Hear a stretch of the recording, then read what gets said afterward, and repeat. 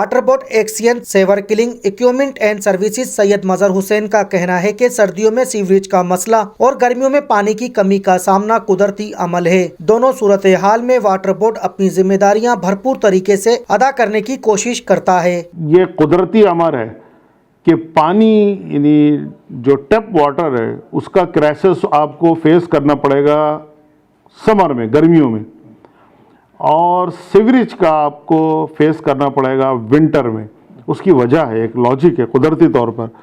Flow of water चूँकि जो usage है साफ ड्रिंकिंग वाटर की वो कम हो जाती है, कपड़े कम धुलते हैं, नहाता कम है आदमी, यूजेज जो है कम हो जाती है, तो वो जो ड्रेनेज के अंदर लोड आता है वो आता है सीवरेज के ऊपर। प्लस सर्दी की होने की वजह से सीवरेज सिस्टम में ब्लॉकेज आती है, चिकनाई वगैरह या इस टाइप की चीज़ें जो हैं वो जमती हैं सर्दी की वजह से, जिसकी वजह से ब्लॉकेज होती है और लोड आता है सीवरेज के ऊपर। ये कुदरती अमर है, ये कोई मसला नया नहीं है, हमेशा ये होता है कि वाटर बोर्ड को सर्दियों में सीवरेज को फेस करना पड़ता है और गर्मियों में पानी।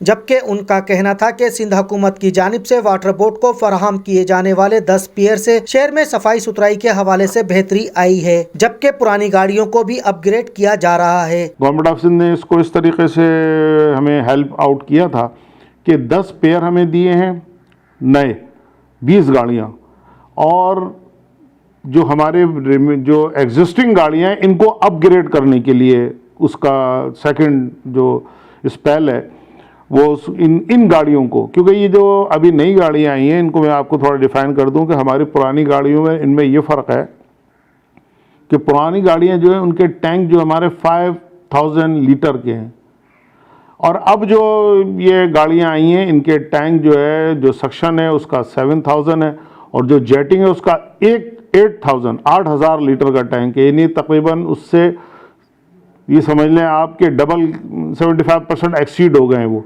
ये गाड़ियाँ बड़ी हैं, इन गाड़ियों को इस वजह से हमने कोशिश की है कि जो पोश एरियाज़ हैं लाइक डिस्ट्रिक्ट ईस्ट है, लाइक आपका सदर टाउन है अपना क्लिफ्टन वगैरह, और नॉर्थ कराची, जो बड़े रोड जहाँ पर हैं वहाँ पर हमने इनका, क्योंकि ये छोटे इलाकों में इनको भेजना बहुत मुश्किल है, बड़ी गाड़ियाँ हैं, बड़े टैंक हैं, इनको घुमाना, इनको पतली गलियों के अंदर डालना बहुत मुश्किल है। सैयद मजहर हुसैन ने मजीद बताया कि किसी को भी इजाजत नहीं कि वो पानी की मुनसिफाना तकसीम में रुकावट पैदा करे। अवाम भी जल्दबाजी के बजाय अपनी बारी का इंतजार करें। 5 पे हमारे 125 हाउस पावर के 4 पंप एट ए टाइम चल रहे होते हैं, यानी ये समझ ले कि पर मिनट डिस्चार्ज जो है 7200 गैलन हम दे रहे होते हैं। आप अंदाज़ा करें, अगर आप अचानक मोटरें बंद कर देंगे, पब्लिक आके बंद कर देगी, तो पानी तो लम्हों में ओवरफ्लो हो जाएगा ना।